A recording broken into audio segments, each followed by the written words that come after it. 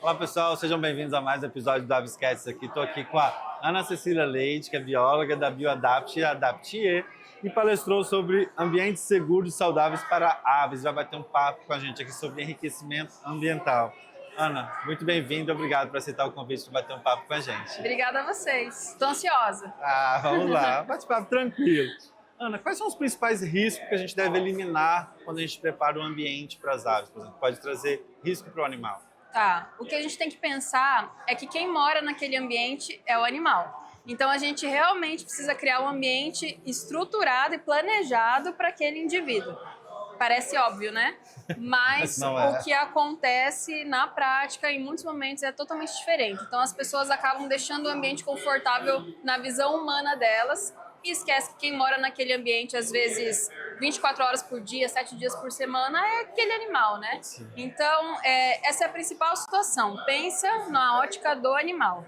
E aí a gente precisa começar a selecionar materiais que não machucam os animais, né? Porque isso é uma outra problemática. Às vezes a gente acha que é interessante um tipo de estrutura, por exemplo, e na verdade é tóxica para o animal. Ou a gente acha que é legal colocar a planta X e essa planta não é bem-vinda, né? Se a gente falar de psitacídeo, que são as araras, né?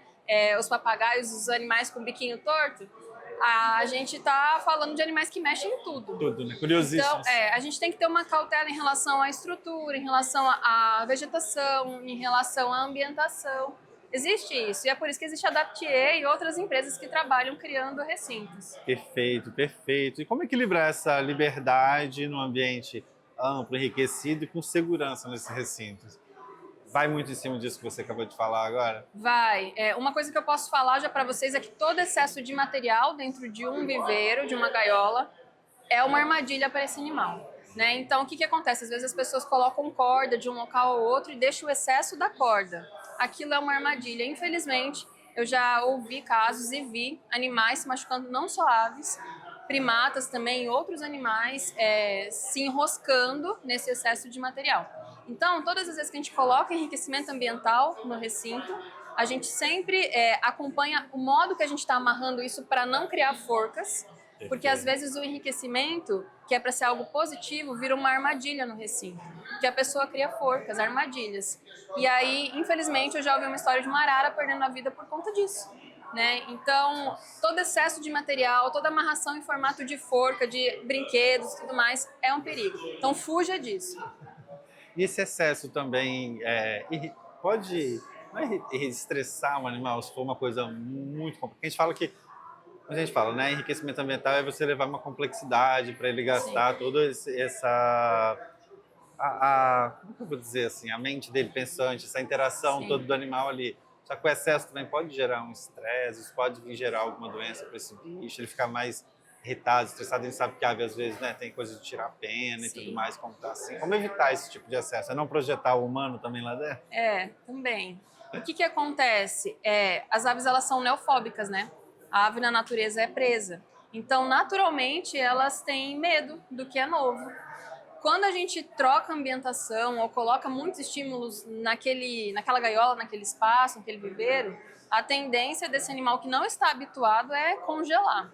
Então, o que a gente fala? O animal que não está habituado a atividades começa com as coisas mais óbvias, sem tantas cores. Eu gosto de enriquecimento para ave que é muito colorido se ela não está habituada, porque é um choque dentro daquele ambiente. E quando você for mudar a ambientação, mudar os puleiros, vai devagar. Né? Então, se do nada você trocar todo o ambiente que aquele animal conhece, provavelmente você vai ter um efeito contrário. Então, ao invés de elevar os níveis de bem-estar, provavelmente você vai gerar medo nesse processo. Então, vá com calma, né? Essa é a principal dica. E outra coisa, você falou sobre a questão da ótica humana nos enriquecimentos.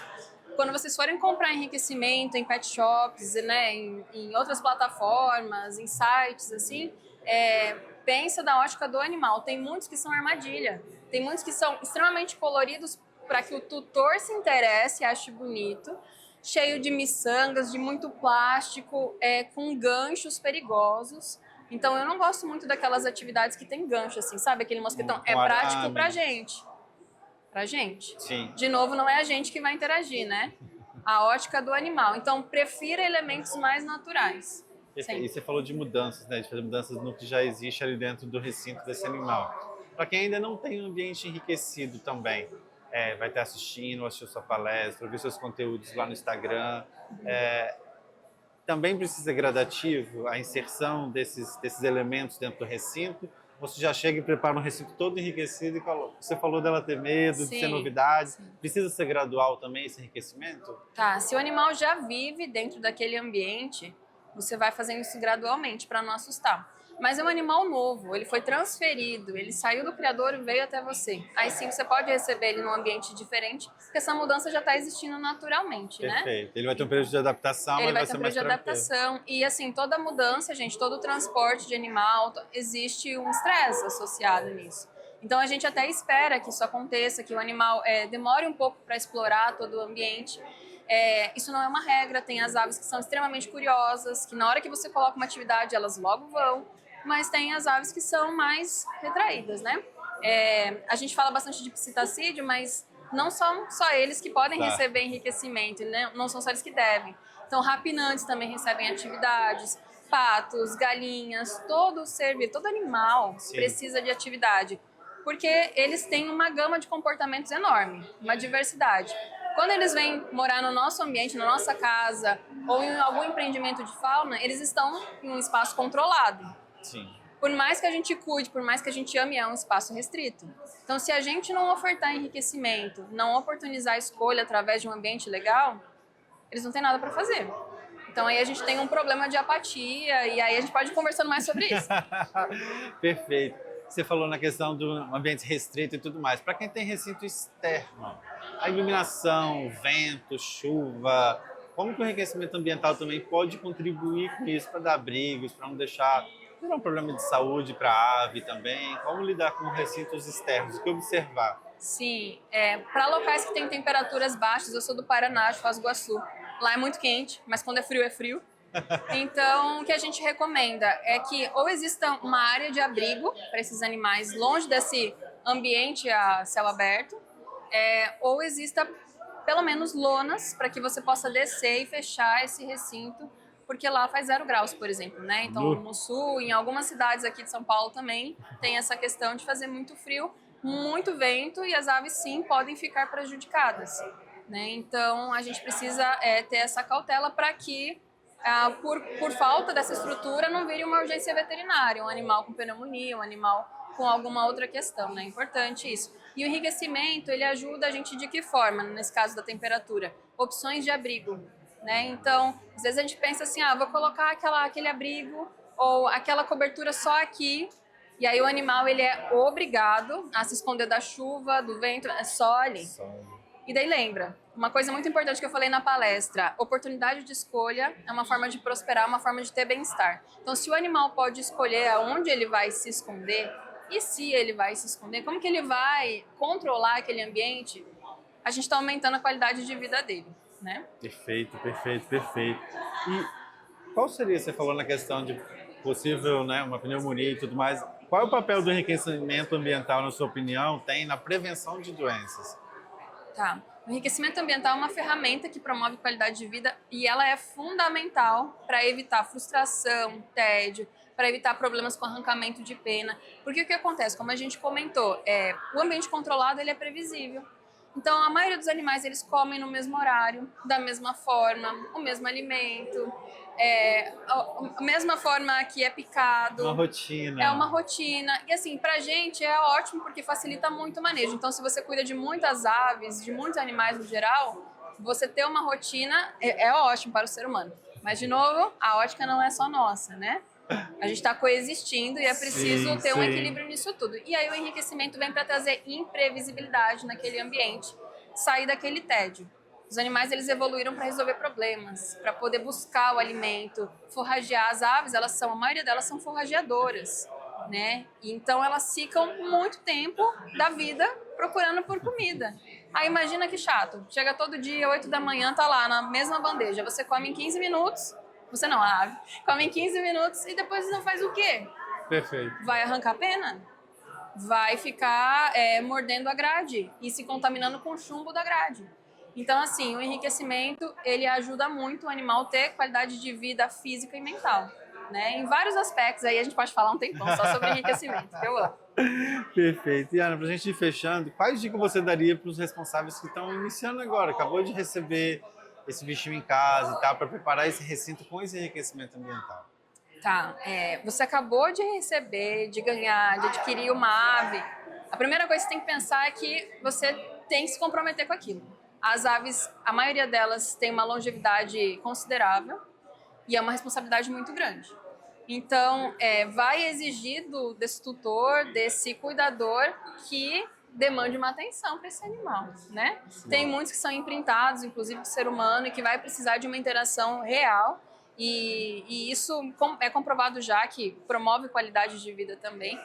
Mas é o seguinte, a pessoa tendo consciência da responsabilidade dela a longo prazo, ela vai começar a buscar informações. Ela vai buscar por vocês, pelos cursos que vocês têm, pelos cursos que a gente tem, e ela vai se capacitar. Porque ela está com um membro na família multiespécie dela que precisa ser atendido também. Então não são só as necessidades da minha filha, eu tenho um coelho, do meu coelho e tal. Eu tenho uma ave, eu preciso saber como é que cuida. Perfeito. Como é que eu vou saber me capacitando.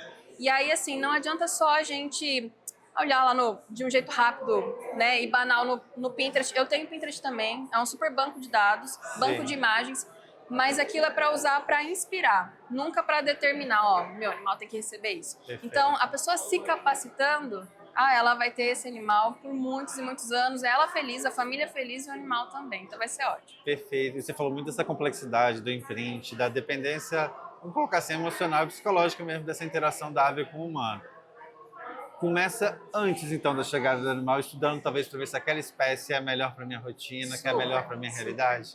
Com certeza. Hoje, na minha apresentação, eu até meio que surpreendi o pessoal porque eu levei uma ave de madeira. E aí eu falei assim, se você não tem tempo para cuidar de uma ave, se você não tem tempo para cuidar de um pistacídeo que demanda super, a ave melhor para você, a melhor espécie é essa aqui, é de madeira, né? Então, sim, você precisa escolher, entender a dinâmica da família. O que eu vejo de erro é que muitas pessoas acabam adquirindo uma ave e um pistacídeo, por exemplo, a maioria deles vivem em grandes grupos. Eu vou adquirir uma calopsita. Mas a calopsita, ela não mora sozinha. Então, você já tem um problema ali. Você já tem uma privação social, uma privação comportamental. Então, você pode dar a melhor ração, construir o melhor viveiro com a gente, estudar, privação social é uma coisa importante. Então, a pessoa já sabendo disso antes, ela já se prepara, que não vai vir só um, vai vir dois. Eu quero uma arara. Não será só uma, será duas no mínimo, né? Então, isso é super importante. Perfeito, Ana. Muito obrigado por todas essas dicas aí, por poder compartilhar com todo mundo, para dar um melhor bem-estar para as aves das pessoas. Adorei. Obrigada. Tchau, tchau, pessoal, e até o próximo episódio.